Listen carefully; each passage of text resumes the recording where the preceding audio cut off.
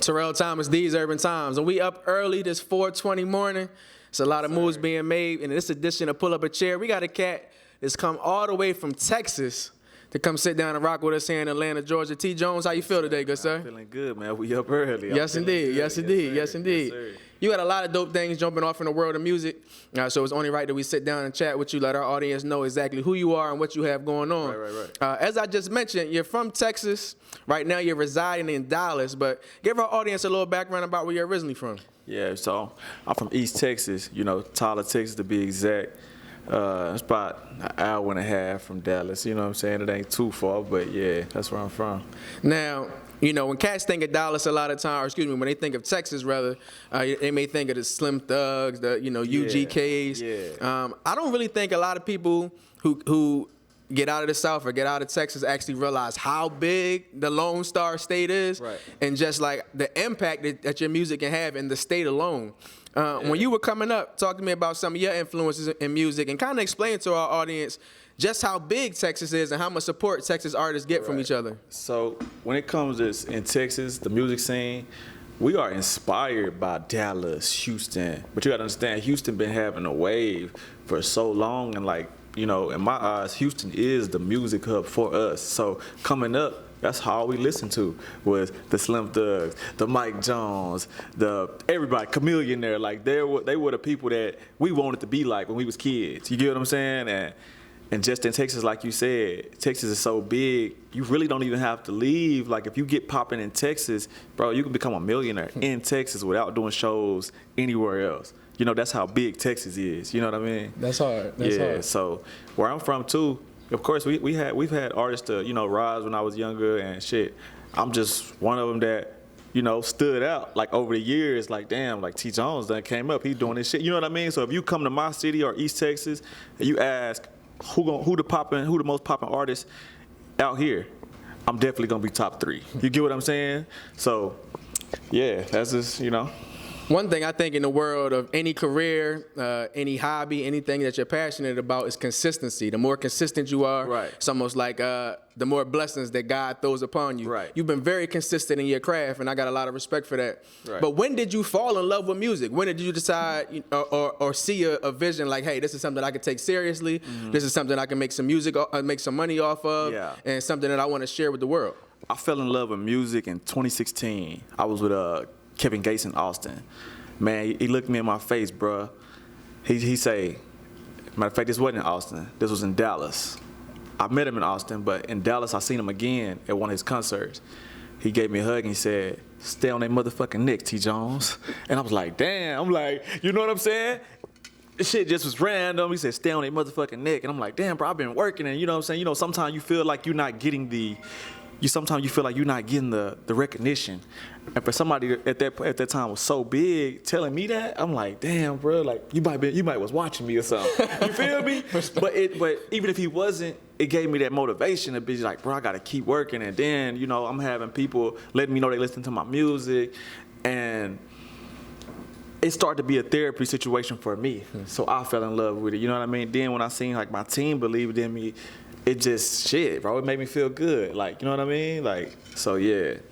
Give me a little more in-depth explanation and let our audience know. GME, talk to me about that, the foundation behind that, and how that all came about. So Global Money Entertainment, bruh, we started that when we started that? It was about 20. I want to say that was 2016, 2015. 2016, So we okay. started Global Money 2016, man. I was always in LA. I wasn't out here as much, but I was in LA working all the time, and I'm like, damn, bro, we need to come up with something new. And I'm like, bro, we global, you feel me? And it just happened, you know what I mean? We just put it together, put the LLC together, Global Money Entertainment. That's what we rocking with, and shit, we just start pushing the line. Like me and all my partners, like that's what we repping now. We got shirts, we got merch.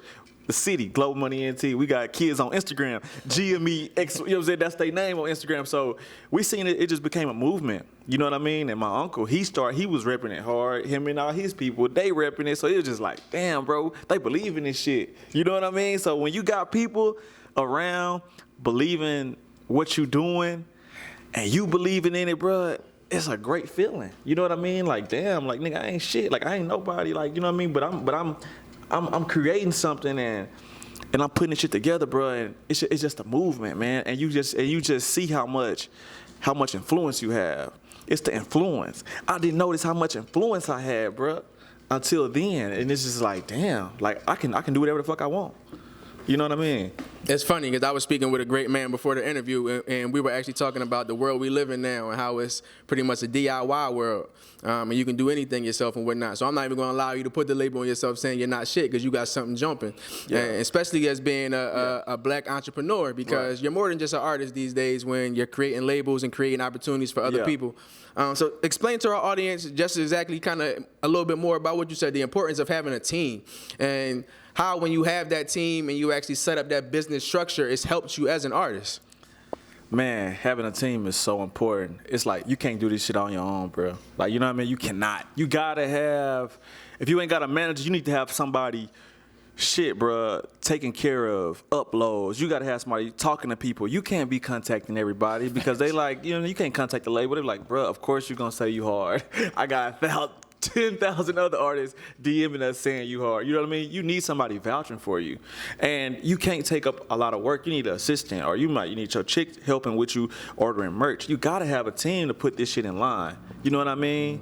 And it's just very important, bro. You can't do it alone. You can't. Like, I couldn't do none of this shit alone. So you gotta have a team. It's your top tier. You gotta have a team. Now, I don't want you to get too personal. I don't want to, dive too deep into your personal life. But I do also know that a part of the journey for you as an artist has been overcoming some obstacles. And one of the obstacles happened a few years ago when you actually did end up doing a little stint in prison, not as long as initially you thought you may had to. So that's a definite blessing from God. But give us a little insight on that and explain to us how that's changed your perspective overall.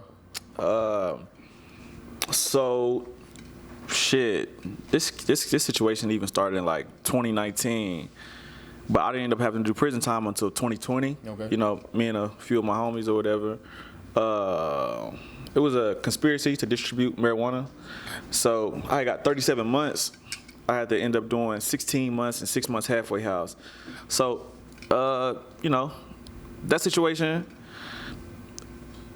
Shit, when you're trying to make money, you gotta fund this music shit. You feel me?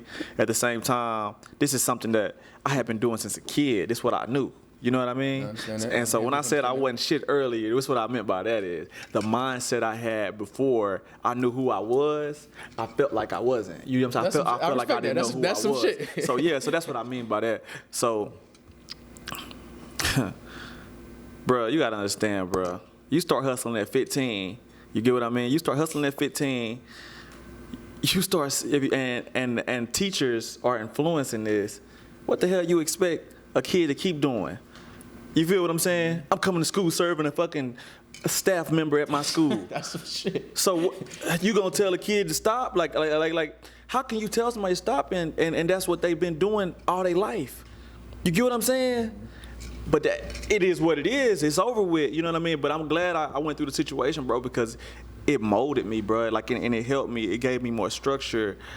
I care about things that I used to just, like, you know what I mean? I didn't care about. So I appreciate and I value life way more, and I value people way more. I value good people way more. You know what I mean? So when I meet somebody, man, and they solid, I hold on to them because, you don't meet a lot of solid individuals. Yeah, man, prison, it wasn't all sweet, you know what I mean? But it helped me. I mean, looking at the man you are today, I can definitely say, of course, I didn't know who you were before that time and whatnot, but I can already just see and how you speak and how you conduct yourself that it has changed the structure and molded you for the best. Straight respect for making a negative situation and turning that to a positive and whatnot. That's all we can do, man. But another positive thing is your music and your sound, good brother. You're consistently putting out music, something I think is dope. Recently popped my shit. I'm rocking with that record right now. But give our audience just a little bit more about your sound. Like if I'm a cat who's never heard T. Jones before and I want to check out his music, what would you say is a single or a project that you feel like best represents who you are? Oh shit, the best represent who I am, bro. It's gonna be like Trench Therapy. Okay. I got this song, bro. I'm talking about all the shit that, you know what I'm saying, that was going on in life way before shit started to, you know, get popping and the light was shined on it. So it'll be trench therapy. But Pop My Shit, that's one of them records. You feel me? That's one of them records to where shit, you gonna get amped up. You gonna be lit in the car, you feel me, when you turn that on, or in the club, wherever they playing it, you know. So yeah, but yeah, trench therapy, man. That's one of my records, man, where I could really show character and show what I've been through. And when you hear it, man, it's just that feel it get, like, you know, I'm venting. You know what I mean? Pop My Shit is one of them just turn up songs, but Trench Therapy, that's one of them. Okay. Now, I've heard from a lot of artists, and even sitting in on a few studio sessions and whatnot, some cats do look at their studio sessions as like a therapy session. It's very therapeutic. And some folks have, you know, like set rituals. Like I know, just to say, you got artists out there that only want red Skittles while they performing or whatnot. The cats that, you know, they gotta have some tree and a nice drink and whatnot. What's a typical session like for you? Are there certain routines that you have, food-wise or team-wise? You go in there solo and just zone out? So it depends on how I'm feeling, right? I used to feel like I needed some alcohol or I needed some type of vice, but good or bad, this been my vice for a long time. If I got a woman in the studio, man, I feel lit. I feel good. Like, you know what I mean? Or if I got like a close family member or somebody that really give a fuck about what I'm doing. Mm-hmm. Man, I feel good, you know, and shit, that's been my shit. That's been a little vice for a long time for me, you know. So yeah, that's what it is. Now we're currently still in the second quarter of 2023, but it's moving quickly. The summertime is right around the corner. Shit going fast. It's definitely going fast. What are you currently working on? What are some of your goals in throughout these next few months? So like right now, we putting together a project. We haven't wrapped up a name for it. Okay. But you know, we got all these promo runs. Spitty, me and Greg, we got a lot going on. Like shit, just putting it together. I got shows coming up. Okay. I got a pretty big feature I'm doing right now with Big X. We got a few records that we putting out. You know, so that's what I'm working on. If you had to pick, and I don't want to put you on the spot, but if you had to pick, I'll say 3 artists who you may not have had an opportunity, artists or producers, who you may not have had an opportunity currently to work with, but you could see in the future working with, who would those 3 artists or producers be? Artists and producers, man, I would really like to work with Future. Okay. I would even want to do something with Uzi. I can't even lie to you. Okay. And producer-wise, shit, it'll be somebody like, damn, I don't even know no goddamn producer names right now. I can't even think of them. But just shit, the hottest ones, people who be fucking with the other side, like with the emo rap. I want to work with a producer that's like pushing with them too. Like, you know what I mean? Like, cause you can talk about that trap shit, but it's safer. It's safer over there too. You know what I'm saying? Nah, real shit. Like you can talk about some real shit, but it's so safe on that side with like the emo rap, like the, you know, like, so I want to work with somebody on that side too. Okay. But I gotta, you know, we gotta put it together. Now I also know you're a real big car lover. You know you got a lot of love for cars. What is it about the car? Is it the look of the car, the feel of the engine, bro, and whatnot? I've been loving cars since. What's that nigga? Rich boy selling that since back then, like little kids, like shit. So in my city in East Texas, man, we been on cars so heavy, like once again, we probably was inspired by Houston and shit like that. Because, you know, man, my uncles, bro, they been doing the car shit so long. So when I got in high school, I got a Caprice. But shit, got me. What year? Because I love Caprice. I got an 89 Caprice. Okay. It's a classic. I've been having that motherfucker since 10th grade. You know, they used to laugh at my shit at first, you know, then you know what I'm saying, I did my thing on it, yeah, so everybody, you know, they was on it. So, yeah, man, I've been into cars, man, a long time, since a kid, bro. Okay. My grandma, she was on the cars. So what's your top 3? Top 3 cars, Caprice, of course. That's my shit. Any year Caprice? Nah, 87 to 89. That's it. Okay. Like, you know, for me, you know what I'm saying. I like Chevelles. I want a Chevelle myself, but that's gonna be my last project car. And Corvettes, man. I gotta get a Corvette right now. I want a Corvette. So yeah, that's my top 3. When I was a youngin' and whatnot, I'm from Philly originally, so the car scene's not as major as it is in the South and whatnot. Yeah. But I loved Caprices, 96 Caprice, 96. Oh, you like the round bodies? Yeah, I love the round body Jones. I know you talking more the box like joints the box. and whatnot. I love the round body Jones, man. Them things are definitely clean. Where do you see yourself in the next 5 years? Next 5 years, bro. I see myself having artists under us, Okay. you know. Bro, I would love to be platinum, bro. I would love to have platinum records in the next 5 years. You know what I mean? Of course, I'm gonna be a multi-millionaire, but what I mean by I'm not looking at it as a money perspective. I just want to have a lot of things that I've accomplished. You know, like I want to have multiple properties in real estate. I see that happening. It's happening now. But just to be established so many relationships to where it's not about paying this and paying that no more. It's just where I've authentically built these relationships to where I can move the label here. We can move here. It's like we on some power. We on some power shit. Like we just got power at that point. You know what I mean? And we up in rank. You know, GME is gonna be up in rank in the next 5 years to where it's just like, bro, my team good. My fucking manager, he's connected with this label now. He's moving over. You know what I mean? We got different shit going on to where like we have laid the ground for who we are, and now we just connected with just different people and higher. You know what I'm saying? Higher power shit. Terrell Thomas, These Urban Times, once again sitting down with Texas's own T. Jones. It's been a pleasure to sit and chat with you, man. Before I let you go, let me get slightly deep with you and whatnot. Yeah.